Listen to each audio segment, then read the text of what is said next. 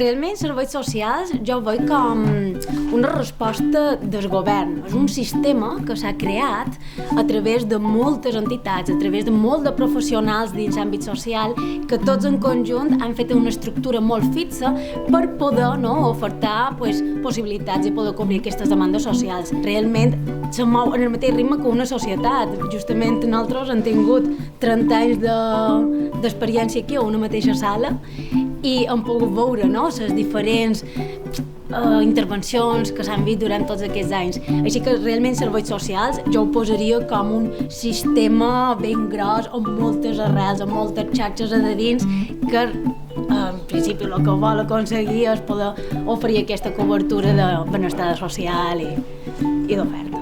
El govern realment, si és vera que s'ha creat com una estructura, estem xerrant també un poc d'una estructura rígida, no pot estar molt rígida si estem tractant amb persones, que realment tot varia.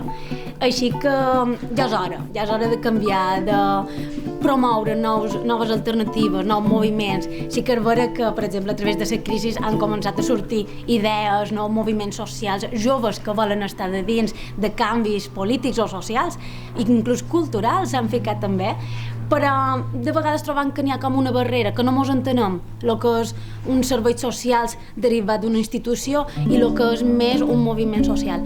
Així que és vera que ja ha arribat un moment, sobretot en el 2019 on estem ja, que ja mos hem d'ajuntar i realment hem de pensar cap a on volem anar. Realment volem anar cap a un individualisme, volem anar cap a una societat robot, o realment volem la idealística utopia que tots estimam. I veurem, però sí que és vera que ja és hora d'ajuntar-nos. L'escola de primavera, en aquest cas, era molt necessari ja començar a tenir aquesta visió de comunitari i realment podem donar les gràcies a totes les persones, tots els professionals que feien feina comunitari, que moltes vegades ens trobam formacions cap a lo individual o cap a lo grupal, que moltes vegades s'ha confós, aquest grupal comunitari, i tenir un espai on molt de professionals estem aquí xerrant amb un tema molt concret, que és les relacions comunitàries, les intervencions més a medi obert, i trobar gent del sector sanitari, trobar gent treballadora social, institucions públiques o privades, i totes coincidim que realment ja és hora de posar-nos manos a l'obra. M'ha agradat, realment, és una passada, òbviament. En relació a cuidar, ha estat fabulós aquesta reflexió. Sí que és vera que podem posar un parell d'ítems, és una passada, tots els professionals tenim una cura molt específica a tot el que es refereix als vincles. La nostra figura ha de ser una persona social, ha de ser una persona sense prejudicis, que tu puguis anar i dir, què passa, com te puc ajudar? No has de tenir aquests estereotipos, ni has de tenir marcat uns protocols o unes metodologies, perquè justament socials no tenim una ciència, 2 més 2 no són 4 mai.